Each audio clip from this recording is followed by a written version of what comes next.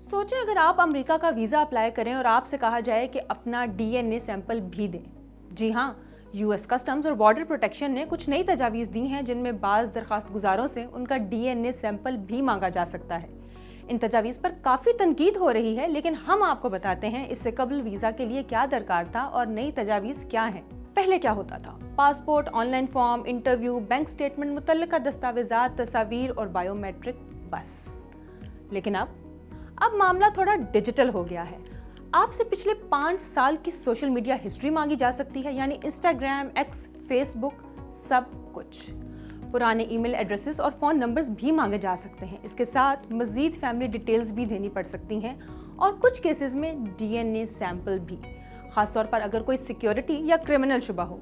इसके अलावा ईस्टा यानी अमेरिका का वीज़ा वेवर प्रोग्राम अब वेबसाइट के बजाय सिर्फ मोबाइल ऐप पर शिफ्ट हो सकता है। एयरपोर्ट्स पर फेशियल रिकग्निशन, बायोमेट्रिक्स, सब मज़ीद सख्त। यानी अब सिर्फ दस्तावेज़ात नहीं बल्कि आपकी ऑनलाइन ज़िंदगी भी चेक होगी। तो अमरीकी वीज़े के लिए अब अपनी डिजिटल लाइफ भी रेडी रखें। लेकिन याद रहे, ये सब अभी तजावीज़ हैं जो हतमी फैसले के बाद ही लागू होंगी।